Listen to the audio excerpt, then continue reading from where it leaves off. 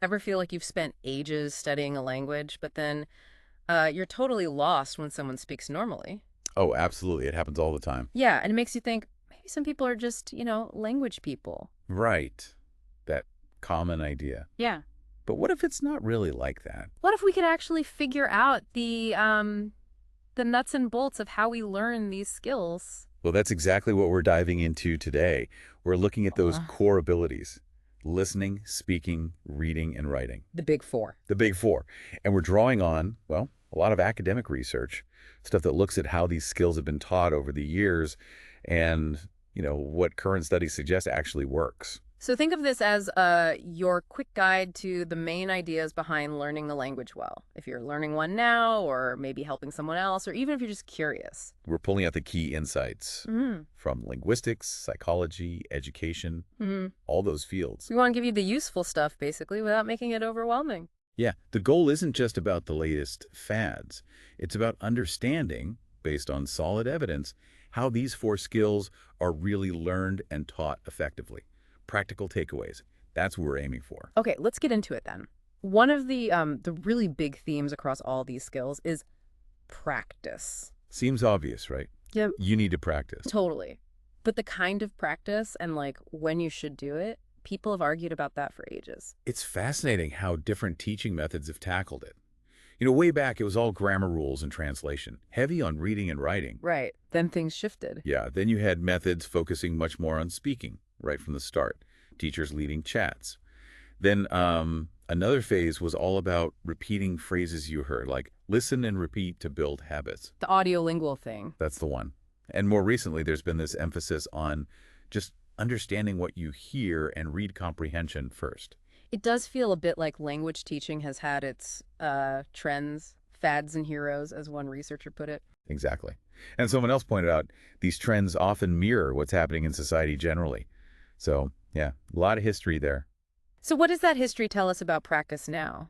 Well, one way to define practice is like specific, planned things you do on purpose to get better. Deliberate practice. Right. And this idea is behind a really common teaching model, PPP, Yeah. presentation, practice, production. Ah, PPP. I've heard of that. The idea is first you're shown something new, like a grammar point. Then you practice it in a controlled way, maybe drills. And finally, you try to use it more freely. So learn the rule, drill it, use it. The goal being to make it automatic. Yeah, exactly. Like riding a bike, you eventually stop thinking about every single pedal push. You just do it. Turn that knowing about into knowing how. Okay, makes sense. But people have issues with PPP, don't they? They do. It's been tied to older ideas, sort of behaviorist ones, seeing language as just habit formation. Like you're just building stimulus response links. Kind of. And critics say PPP often treats real communication as this thing that happens way at the end, not woven in from the beginning. So what's the alternative then? Task-based stuff. Exactly. People who favor task-based learning say, no, using the language to actually do things that should be central from day one. Communication isn't the result, it's the vehicle for learning. So does that mean we just ditch practice altogether if communication is key? No, not necessarily. Some argue that even with these communicative approaches, maybe we haven't focused enough on effective practice. How so? Well, there's this idea called access. It stands for automatization in communicative contexts of essential speech elements. Whoa, okay, unpack that mouthful. Access. Yeah. Basically, it means making essential, useful bits of language automatic through using them in real communication, not just drilling them in isolation first. So practicing useful phrases in actual conversations. Pretty much. From the start, it has stages. Using language creatively, then consolidating it, then free communication. That sounds much more real world. It connects to another important idea: transfer appropriate processing. TAP. TAP. Okay, what's that? The basic idea is simple. You learn best when how you practice matches how you'll actually use the knowledge later. Like if you want to get good at tennis, you play tennis, not just lift weights. Exactly. So if you want to get good at conversations, practicing grammar drills in isolation might not be the best preparation because the process is different. The mental workout needs to match the main event. That makes a lot of sense. So practice matters, definitely. But it's all about how you practice and making sure it links to real communication. You got it. And that leads us to another key concept that cuts across all skills: bottom-up and top-down processing. Right. Bottom up, top down. Sounds a bit technical. Can you break it down? Sure. Think of top-down processing as using the big picture. Sure. Your background knowledge, the context, your expectations. You use all that to help you understand. Like reading a headline and already having an idea what the story's about. Exactly. Or listening to someone talk about your hometown, you already know the places they might mention. In class, we use familiar topics, focus on the main message, don't sweat every single word. That's encouraging top-down, getting the gist. Okay, using what you know. Got it. So bottom up is The opposite.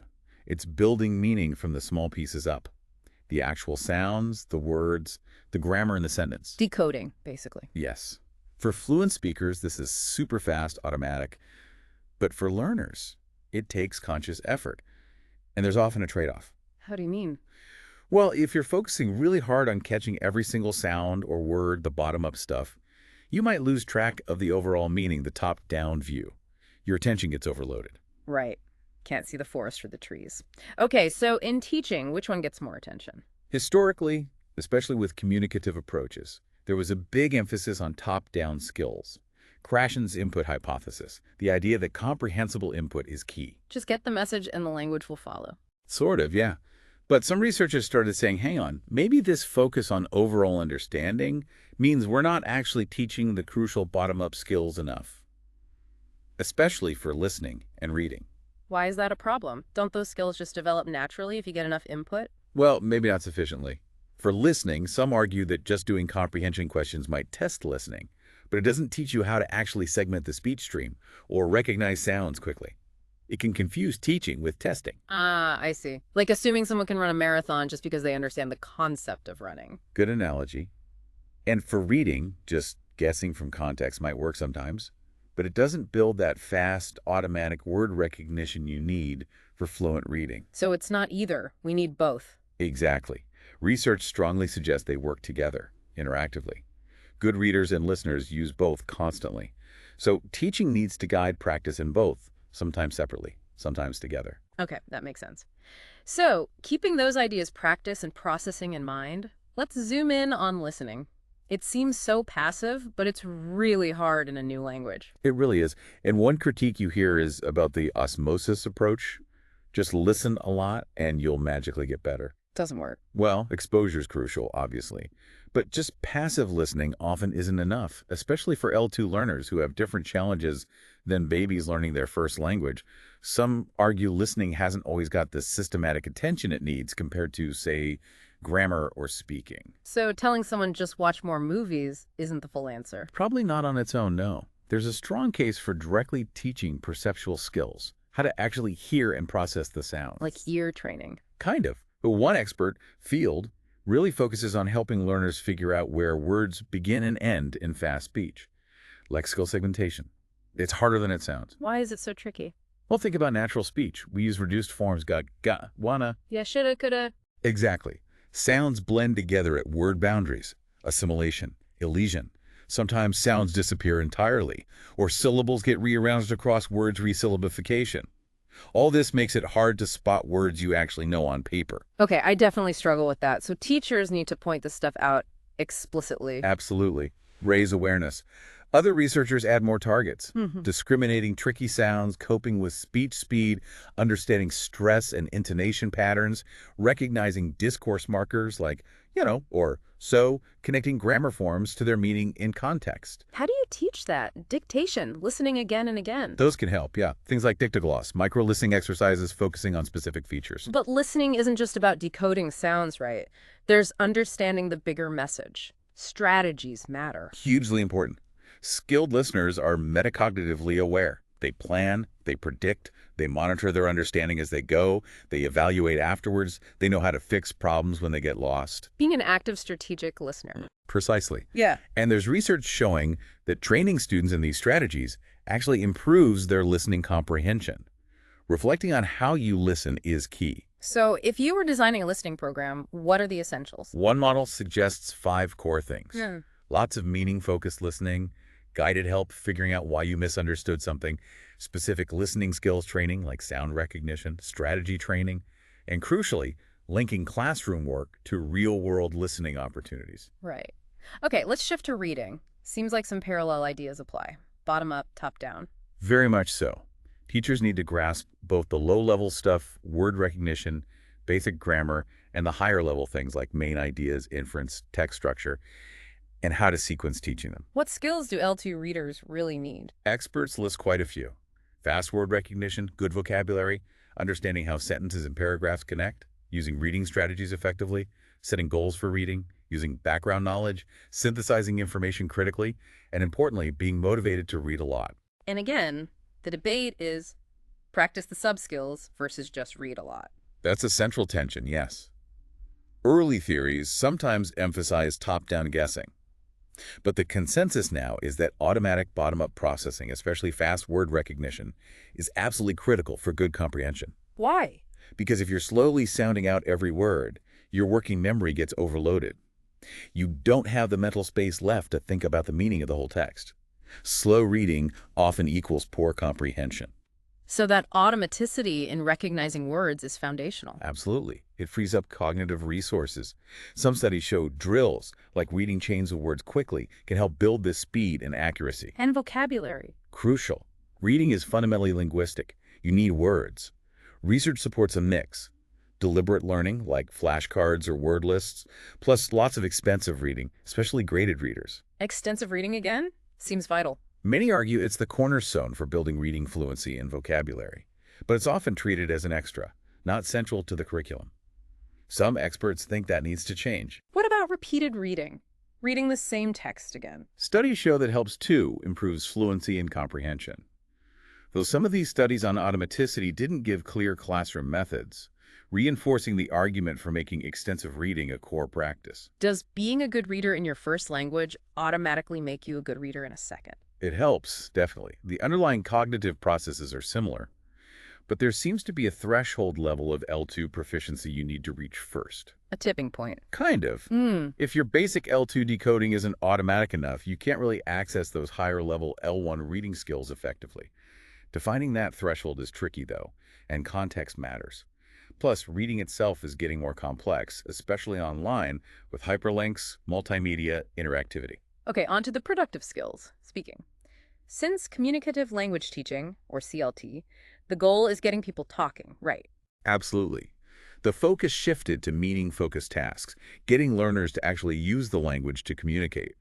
But, like we discussed earlier with practice, how and when this communicative practice fits in is still debated.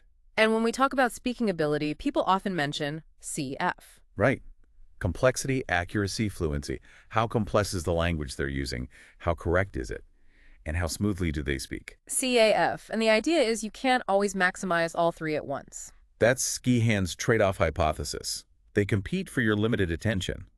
So an activity might push you to use fancier grammar, complexity, but maybe you make more mistakes, lower accuracy, or hesitate more, lower fluency. I feel that, trying to sound smart versus just getting the words out. Exactly. Research also shows giving learners planning time before speaking helps. It usually boosts fluency, and then either accuracy or complexity tends to improve too, but often not both together. What kind of planning and how hard the task is also affects things. Interesting. But you mentioned fluency often gets overlooked in teaching. Why? Yeah. It's a bit strange, isn't it? Maybe teachers underestimate the effort needed, maybe there's no time, maybe exams don't focus on it much, or it seems tricky in big classes. But it's often what learners want most. Definitely. And fluency isn't just about speed, it's about easily accessing and using what you already know. So how do we develop it? Good question. Well, Nation and Newton suggest 3 conditions. 1, the activity has to be meaning-focused. 2, learners should be using familiar language and topics, not struggling with new stuff. 3, there needs to be some pressure or support to perform at a higher level than usual. Like speaking a bit faster or using chunks of language. Exactly. Planning time helps here too. Is there a specific activity for this? The 4-3-2 activity is a classic example. Learners talk about a familiar topic, say, for 4 minutes to one partner. Then they switch partners and say basically the same thing, but in only 3 minutes. Then again with a third partner in just 2 minutes. The repetition under time pressure pushes fluency. That's the idea. And studies show it can create lasting fluency gains, possibly because the repetition actually speeds up the mental processing involved. Sounds great. Any downsides? Accuracy, maybe? That's the potential issue. One study found fluency improved, but learners sometimes just repeated the same errors faster Because they were focused on speed. They didn't necessarily fix mistakes. So maybe need some feedback in there. Possibly. Or guided planning before the first talk to focus on specific language points. It's about balancing the push for fluency with opportunities for accuracy. Makes sense. You don't need perfect grammar for fluency, but you need practice. Loads of practice. Experts like Brumfitt argued years ago that a big chunk of class time, right from the start, should be dedicated purely to fluency activities, using what you know smoothly and easily. Of course, corrective feedback is vital for accuracy too, but that's a whole deep dive in itself. Okay, last still, writing. This often feels quite different from speaking. More deliberate. It often is. And L2 writing instruction has historically borrowed heavily from L1 writing pedagogy, composition studies, rhetoric, genre theory. But like with listening, just applying L1 methods isn't always enough for L2 writers. Exactly. The unique challenges L2 writers face weren't always fully considered.